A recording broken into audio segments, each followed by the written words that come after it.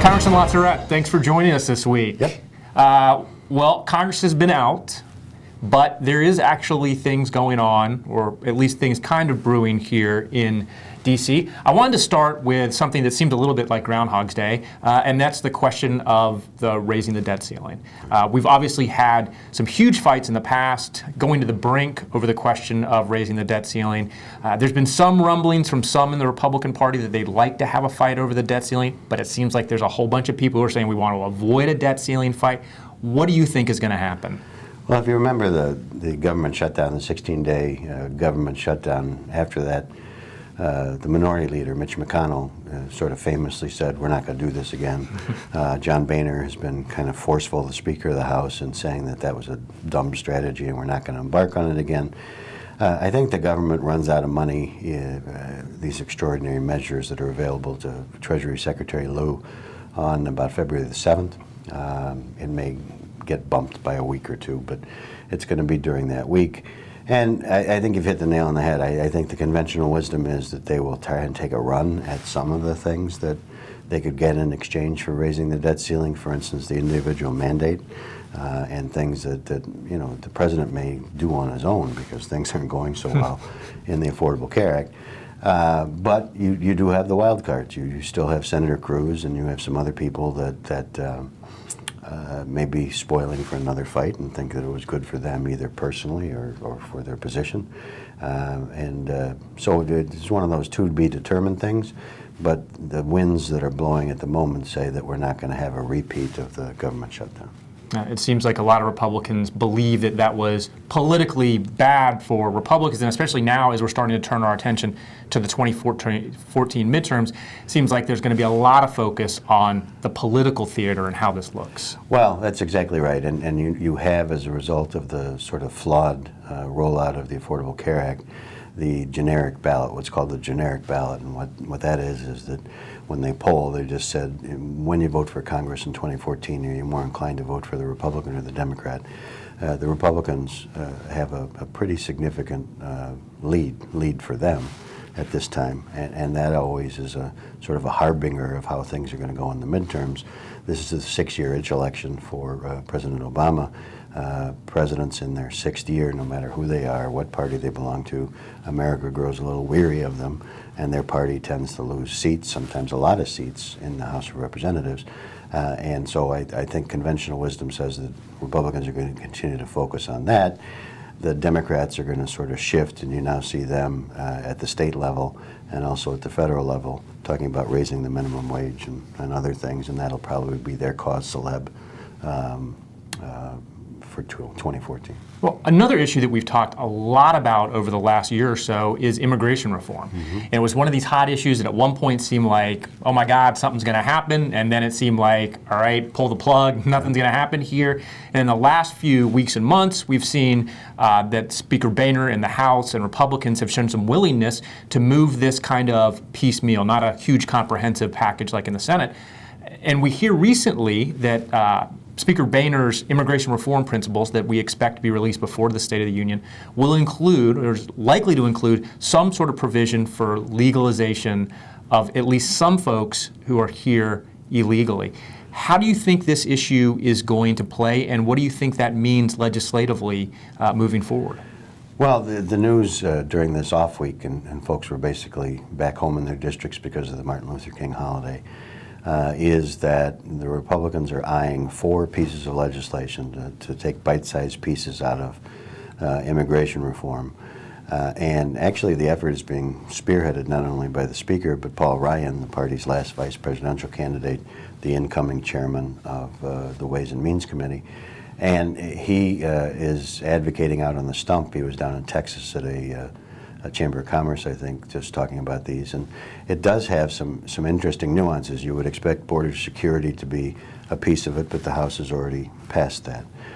You would think E-Verify, which is employment, would be part of it, but the House has already dealt with that issue. The issues that haven't been dealt with are visas for low-skilled workers, so agricultural workers, nursery workers, things of that nature. The House has already taken care of the high-skilled visas, the professionals. And so that would be a piece of legislation. But I think the most surprising thing that's being talked about is that, in fact, there would be an avenue for people in the country illegally to gain legitimate status. And they would have to pay a fine, they would have to learn English, they would have to pay taxes and things of that nature. But that's that's a big breakthrough for Republicans to go there. The other thing that's a big breakthrough is the so-called DREAM Act, and that is that children who were brought to this country by their parents who were not supposed to be in the country would be granted citizenship or legal status. And so the goal is to pass those before the July 4th recess. If they're successful in doing that, one of two things is going to happen. The president and the Democrats will either embrace that or they will double down and say, well, that's nice, but we want the full Monty, we want the whole shebang, and unless you're going to give us everything that we want in terms of pathway to citizenship, we're not going to help you. Well, how much opposition do you think they're going to face within the GOP conference? I mean, this has obviously been an issue that in the past has really fired up conservatives within the Republican Party, and it's made it incredibly difficult for immigration reform advocates on the Republican side of the aisle to work on this issue. I was a little surprised that as the lead up to the midterm elections that Republican leadership seemed to have an interest in tackling this issue. Does that mean that some of that opposition has tamped down some? I think the blueprint that they're going to follow is the blueprint that they followed on this last budget deal. So again, the point person will be Paul Ryan. And Paul Ryan, by all accounts, is a conservative. He is accepted by the most conservative part of the Republican conference in the House of Representatives. They trust him.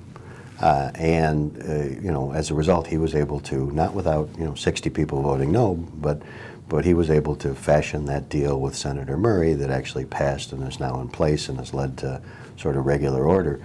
If he again is the point person on this, I expect the same type of dynamic where you're going to have 60 Republicans and some Democrats too, maybe, that just are not, just don't want this issue taken care of in a way that grants lawful status to people.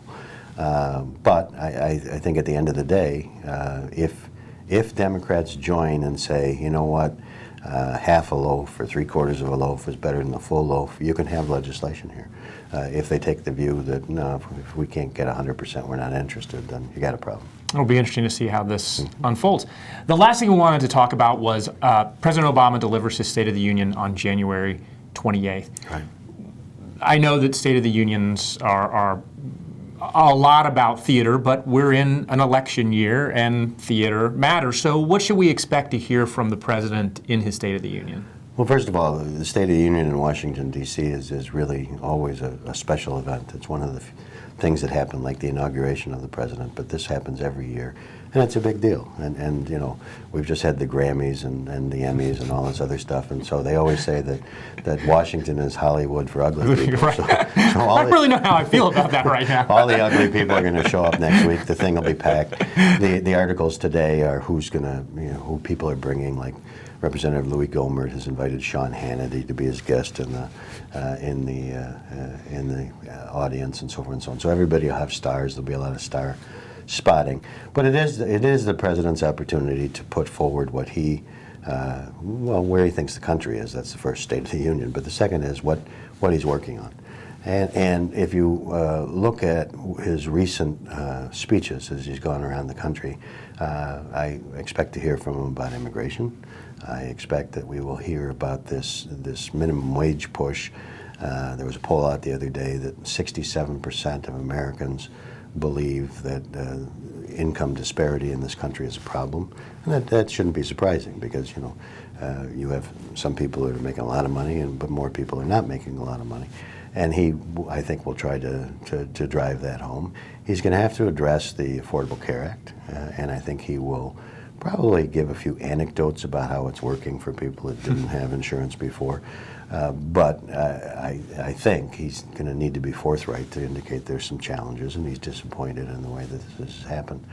But it's to lay out his markers for his fifth sixth year as President of the United States, and it should be an interesting speech. Do you think this is going to be a speech that's about big ideas, or do you think this is really going to be a speech that's more about the smaller ideas? I think this is going to be small ball because there really is not enough time left in his presidency, nor is there the dynamic with the split form of government to get anything really big signature done.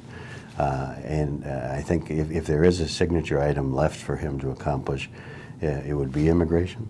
And that goes in line with what we talked about a few minutes ago, that if he embraces and finds the common ground to try and get some of these things done, he can achieve it. And that would be a big accomplishment for him. But it's one of those to be determined. Absolutely. Well, we look forward to talking with you more about this and other issues in the weeks ahead. Thanks again. Thank you.